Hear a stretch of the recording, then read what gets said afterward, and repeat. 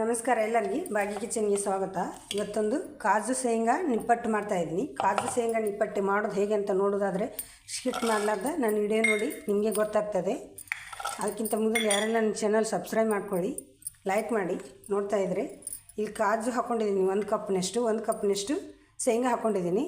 ಮತ್ತು 1 ಕಪ್ನಷ್ಟು ಕೊಬ್ಬರಿ ತುರಿ ಹಾಕ್ಕೊಳ್ತಾ ಇದ್ದೀನಿ. ಒಂದು 4-5 ಬ್ಯಾಡಗಿ ಮೆಣಸು ಹಾಕ್ಕೊಳ್ತಾ ಇದ್ದೀನಿ. ಹಾಕ್ಕೊಂಡು ಸ್ವಲ್ಪ 1 ಟೀ ಸ್ಪೂನ್ನಷ್ಟು ಜೀರಿಗೆ ಹಾಕ್ಕೊಳ್ಳುವ. ಟೀಸ್ಪೂನಷ್ಟು ಜೀರಿಗೆ ಹಾಕ್ಕೊಂಡು ನುಣ್ಣಗೆ ನೀರು ಹಾಕದೆ ತರಿ ರುಬ್ಕೊಂಡು ಬರುವ. ಇದನ್ನು ಮಾಡಲಿಕ್ಕೆ ಇದನ್ನೆಲ್ಲ ರುಬ್ಕೊಂಡು ಬಂದಿದ್ದೀನಿ ನೋಡಿ. ಈ ಥರ ತರಿಯಾಗಿ ಹಾಕ್ಕೊಂಡಿದ್ದೀನಿ. ಈಗ ಹುರ್ಕಡ್ಲಿ ಹಿಟ್ಟು, ಪುಟಾಣಿ ಹಿಟ್ಟು ಹುಡಿ ಮಾಡಿ ಒಂದು ಅರ್ಧ ಕಪ್ ತೊಗೊಂಡಿದ್ದೀನಿ. 1/4 ಕಪ್, ಅರ್ಧ ಕಪ್ ಅಲ್ಲ 1/4 ಕಪ್ಪು. ಈಗ ಇದಕ್ಕೆ 2 ಕಪ್ ಗೋಧಿ ಹಿಟ್ಟು ಹಾಕ್ಕೊಳುವ. ಗೋಧಿ ಹಿಟ್ಟಲ್ಲ, ಅಕ್ಕಿ ಹಿಟ್ಟು ಹಾಕ್ಕೊಳ್ಬೇಕು 2 ಕಪ್ಪು.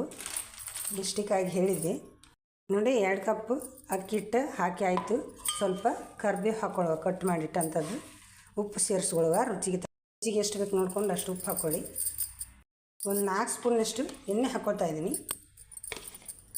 ನೋಡಿ. 4 ಸ್ಪೂನ್ ಎಣ್ಣೆ ಹಾಕಿದ್ದೀನಿ, ಕಾಯಿಸಿಲ್ಲ, ಹಾಗೆ ಹಾಕಿದ್ದೀನಿ, ಹಸಿದೆ. ಈಗ ಎಲ್ಲವನ್ನು ಡ್ರೈ ಮಿಕ್ಸ್ ಮಾಡುವ. ಚಹಾ ಮಾಡಿ ಆಗಿದ್ದೀನಿ ನೋಡಿ. ಈ ಥರ ಹಿಂಗೆ ಸೇರಿಸ್ತಾ ಇದ್ದೀನಿ. 1 ಟೀ ಸ್ಪೂನ್ನಲ್ಲಿ ಅರ್ಧ ಟೀ ಸ್ಪೂನ್ನಷ್ಟು ಹಿಂಗೆ ಸೇರಿಸಿದ್ದೀನಿ. ಇದ್ದರೆ ಹಾಕ್ಕೊಳ್ಳಿ, ಇಲ್ಲದಿದ್ದರೆ ಆಪ್ಷನಲ್ಲು, ಹಾಕ್ಲೇಬೇಕಂತೇನಿಲ್ಲ. ಇದೇನು ಕಷ್ಟ ಇಲ್ಲ. ಆ ಕಡೆ ಟೀ ಮಾಡೋಕೆ ಇಟ್ಕೊಂಡು ಈ ಕಡೆ ನಿಪ್ಪಟ್ಟು ಮಾಡ್ಕೊಬೋದು. ಅಷ್ಟು ಸುಲಭ ಐತಿ, ಬೇಗ ಟಕ್ ಅಂತ ಮಾಡ್ಕೊಬೋದು. ಎಲ್ಲ ಇಷ್ಟೇ, ಏನು ಜಾಸ್ತಿ ಕಷ್ಟ ಏನಿಲ್ಲ ಇದರಲ್ಲಿ. ಈಗ ಈ ಥರ ಬರಬೇಕದು ಹಿಟ್ಟು. ಬರುವಾಗ ಸ್ವಲ್ಪ ನೀರು ಚಿಂಬಿಡ್ಸ್ಕೊಂಡು, ನೀರು ಜಾಸ್ತಿ ಹಾಕ್ಕೊಳ್ಬೇಡಿ. ಪೂರಿ ಹಿಟ್ಟಿನಕ್ಕಿಂತ ಸ್ವಲ್ಪ ಗಟ್ಟಿ ಬರಲಿ, ಅಂದರೆ ನಿಪ್ಪಟ್ಟು ಚೆನ್ನಾಗಿರ್ತದೆ. ಹಿಟ್ಟು ರೆಡಿ ಆಯಿತು. ಈ ಥರ ಇರಬೇಕು ನೋಡಿ. ಉಂಡೆ ಮಾಡಿದರೆ ನಮ್ಗೆ ಎಲ್ಲಿ ಕ್ರ್ಯಾಚಸ್ ಬರಬಾರ್ದು, ಆ ಥರ ಇರಬೇಕು. ನಿಪ್ಪಟ್ಟು ಮಾಡುವಾಗ ಕ್ರ್ಯಾಚಸ್ ಬಂದರೆ ಒಡೆದೋಗ್ತದೆ ಅದು. ಈ ಥರ ಸುಲಭದಲ್ಲಿ ಉಂಡೆ ಕರೆಕ್ಟಾಗಿ ಕೂತ್ಕೊಳ್ಬೇಕು. ಮಾಡೋದು ಹೇಗೆ ಅಂತ ನೋಡುವ. ಈಗ ಉಂಡೆ ನೋಡಿ, ದೊಡ್ಡದು ಬೇಕಾ ಸಣ್ಣದು ಬೇಕಾ ನೋಡಿಕೊಂಡು ನಾವು ಈ ಸೈಜಲ್ಲಿ ಮಾಡ್ತಾಯಿದ್ದೀನಿ ನೋಡಿ. ಈ ಥರ ರೌಂಡ್ ಶೇಪ್ ತೊಗೊಂಡು, ಒಳ್ಳೆ ಕ್ರಾಕ್ ಬರಬಾರ್ದು. ಆಚೆ ಕ್ರಾಕ್ ಬಂದರೆ ಮತ್ತು ಚೆನ್ನಾಗಿರಲ್ಲ ಅದು ನೋಡಿ. ಈ ಥರ ಬಂದರೆ ಎಣ್ಣೆ ಎಲ್ಲ ಒಡೆದೋಗ್ತದೆ. ಎಣ್ಣೆಯಲ್ಲಿ ಹಾಕುವಾಗ ಈ ಥರ ಚೆನ್ನಾಗಿ ಒತ್ತುಕೊಳ್ಬೇಕು. ನಿಪ್ಪಟ್ಟು ಅಂದರೆ ಹೀಗಿರಬೇಕು ನೋಡಿ. ಎಲ್ಲಿ ಸಹ ಕ್ರಾಕ್ ಬರಬಾರ್ದು. ಕ್ರಾಕ್ ಬಂದರೆ ಸರಿ ಮಾಡ್ಕೊಳ್ಳಿ. ಮತ್ತೆ ಅದನ್ನು ನೋಡಿ, ಈ ಥರ ಮಾಡಿಕೊಂಡ್ರೆ ಆಯಿತು. ಎಲ್ಲವನ್ನು ಇದೇ ಥರ ಮಾಡುವ. ಈ ಥರ ಮಾಡ್ಕೊತ ಹೋಗುವ. ಎಲ್ಲವನ್ನು ಮಾಡಿಟ್ಟುವ. ಒಂದೇ ಸಲ ಎಣ್ಣೆಯಲ್ಲಿ ಬಿಡಲಿಕ್ಕೆ ಸುಲಭ ಆಗ್ತದೆ ನೋಡಿ. ಇಷ್ಟು ರೆಡಿ ಮಾಡಿ ಇಟ್ಕೊಂಡಿದ್ದೀನಿ ನಿಪ್ಪಟ್ಟು. ಎಲ್ಲಿ ಕ್ರಾಸಸ್ ಇಲ್ಲ, ಏನಿಲ್ಲ. ಈ ಥರ ಬರಬೇಕು. ಈಗ ಎಣ್ಣೆಯಲ್ಲಿ ಹಾಕ್ಕೊಂಡು ಕರ್ಕೊಳ್ಳುವ. ಎಣ್ಣೆ ಸಣ್ಣ ಕಾವಲ್ಲಿರಬೇಕು, ಜಾಸ್ತಿ ಬಿಸಿ ಆಗಬಾರ್ದು. ಹೀಗೆ ಒಂದೊಂದು ಹಾಕ್ತಾ ಹೋಗಬೇಕು.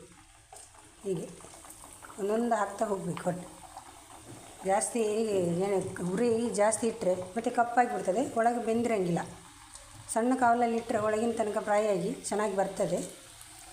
ಹೀಗೆ ಮಾಡಬೇಕು. ಎಷ್ಟು ಇಡುತ್ತೆ ಅಷ್ಟು ಹಾಕ್ಕೊಳ್ಳಿ ನೋಡಿ. ಅದಾಗಲೇ ಅದು ಮ್ಯಾಗೆ ಎದ್ದು ಬರೋ ತನಕ ಕೈ ಹಾಕಲಿಕ್ಕೆ ಹೋಗಬೇಡಿ. ಆಮೇಲೆ ಒಂದೊಂದಾಗಿ ಹೀಗೆ ಹೊಳ್ಸಿ ಹಾಕ್ಕೊಂಡ್ರೆ ಆಯಿತು.